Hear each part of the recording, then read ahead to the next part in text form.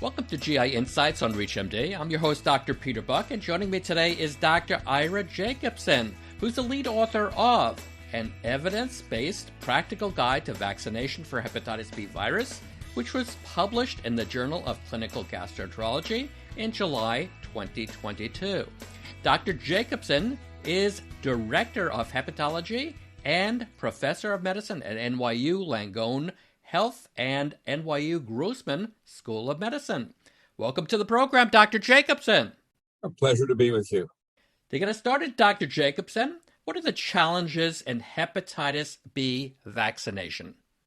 Well, the challenges are that hepatitis B vaccinations are one type of vaccination amongst many that people need or are advised to have at some period in their lives.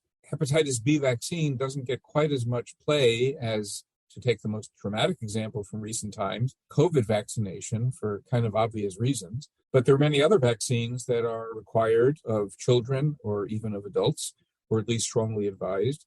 And there's a perception, I think, in many quarters that most people aren't at risk of hepatitis B, the way we're all at risk of pneumonia as we get older, or shingles as we get older, or all the things that children can get.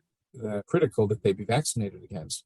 But actually, there's been an expansive process recently from the CDC, the Centers for Disease Control, which has broadened the population of people who should get hepatitis B vaccine.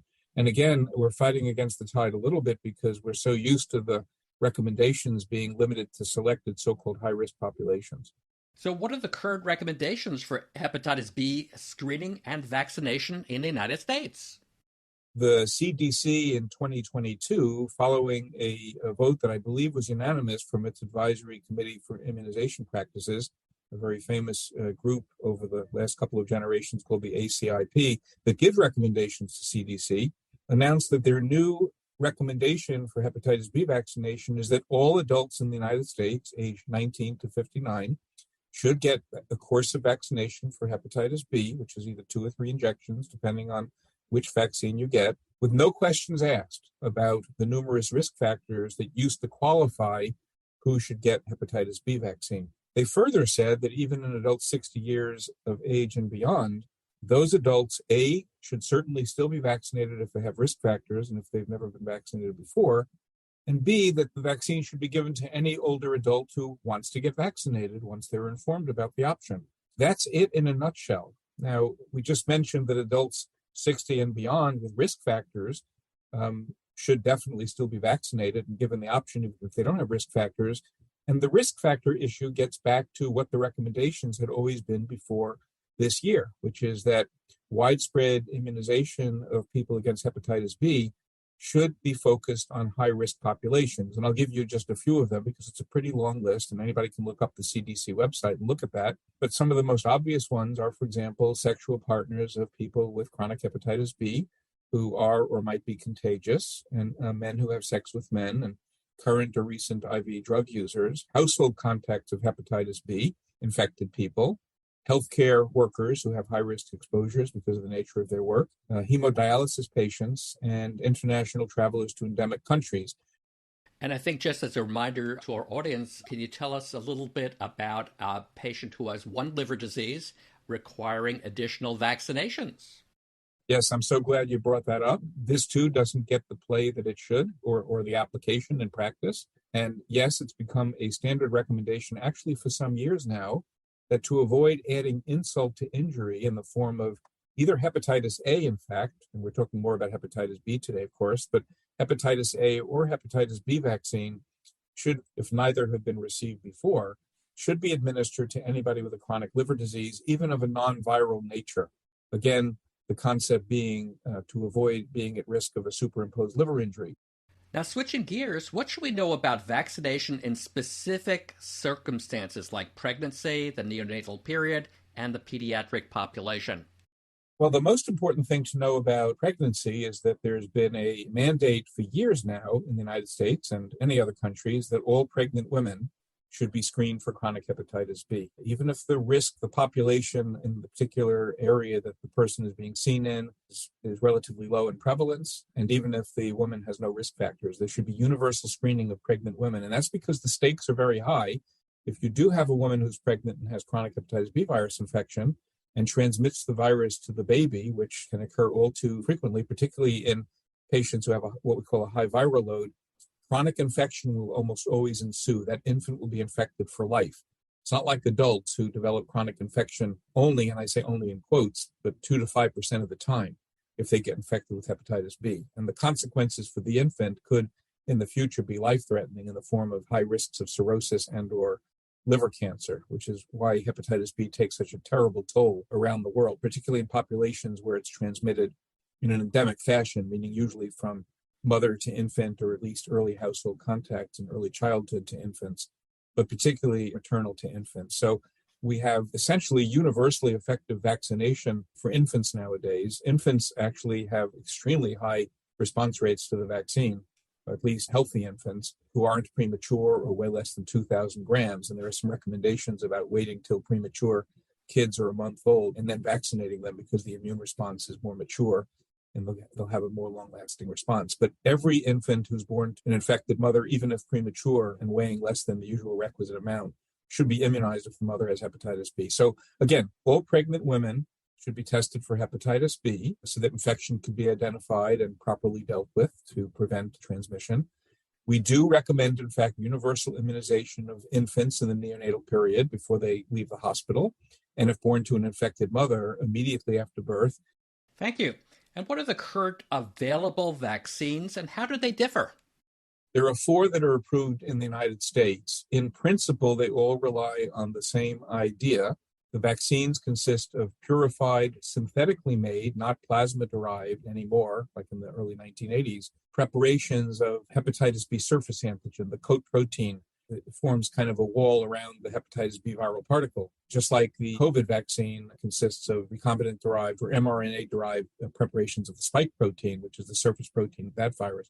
The idea is that if you administer a surface protein of a virus minus any live virus, which is called an inactive type of vaccine, that you induce an immune response to the surface protein. And having developed antibodies after a proper course of vaccination, the person is exposed to whatever virus you're talking about.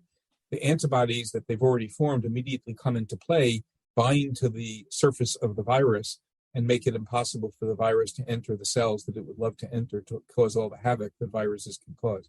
So all the vaccines, all 4 of those approved in the United States, rely on that principle. However, they're derived by different technologies. So the earliest recombinant or synthetic vaccines were derived from yeast cells, and those 2 vaccines have been the standard for many, many years, and they're called Engerix-B or Recombavax. One is given at a 20 microgram dose, the other 10 micrograms, but they work very, very similarly in terms of efficacy and exquisite safety, by the way, which is a point I'd like to get into our discussion today that characterizes hepatitis B vaccines in general. Recently, we had the approval of a new vaccine, which is derived from mammalian cells, specifically Chinese hamster ovary cells, again, by recombinant technology.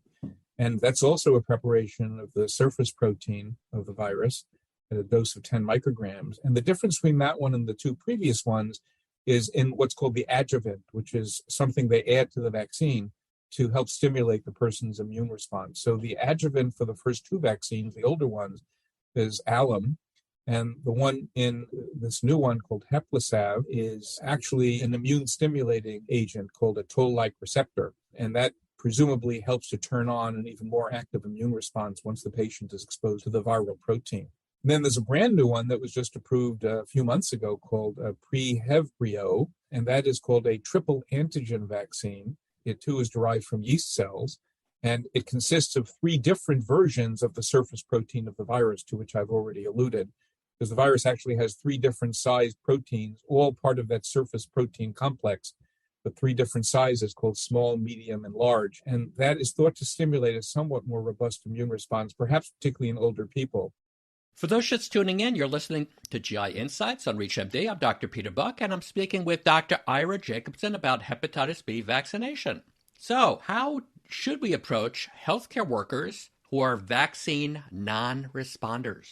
It depends on the nature of the work that the healthcare worker does. So, we have low-risk personnel who really have nothing to do with blood samples or drawing specimens or handling specimens, or maybe even having nothing to do with interfacing with patients at all. And those are low-risk patients. It's never wrong to offer another course of vaccine. We do know that about 50 to 70% of people who don't respond to a first course of vaccine will respond to a second one, even if you give the same vaccine all over again. And that's been done for many, many years for non-responders in whom we really need to ensure protection. For our high-risk healthcare workers, we think it's critical to offer a second course of vaccine. To end our discussion, Dr. Jacobson, would you like to leave our audience with any final thoughts? One point that is worth mentioning that comes up all the time in practice is whether patients should get a booster many years after they've gotten the vaccine. And we don't routinely recommend that. It turns out that if you get vaccinated, particularly in younger age groups, most people have a very nice response to the vaccine. And we know that the antibody levels wear off, perhaps in as many as 25% of patients after a few years. But we know from extensive studies, both scientifically, looking at the immunology of response in people who may not have had surface antibody anymore from prior vaccination, or from actual clinical outcome study where we ask ourselves, how many people get sick from hepatitis B if they're exposed after getting vaccination? The answer is it's very rare. So we don't routinely give boosters. They are highly recommended, however, in dialysis patients to get back to that vulnerable population whose antibody levels must be checked every year. And if they fall below 10, what are called milli-international units per milliliter, or MIU per mil, they should get a booster, and that's quite standard. And it's generally thought, though not as extensively studied, that other immunocompromised populations as well would probably benefit from booster doses. But again, there's no universal agreement or specific guideline about that. The thing I'd like to emphasize over and over again is that increased awareness is the key to reducing morbidity and mortality rates from this very serious viral infection in the future. We all need to bring it into our practices at a much more conscious level than I think we sometimes do. Vaccine is exquisitely safe, and so I think awareness is the key.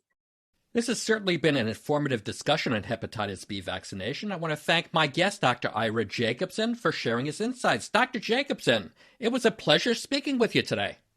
Mine too. Thank you so much for having me. For ReachMD, I'm Dr. Peter Buch. To access this and other episodes in this series, visit reachmd.com/GI Insights, where you can be part of the knowledge. Thanks for listening, and see you next time.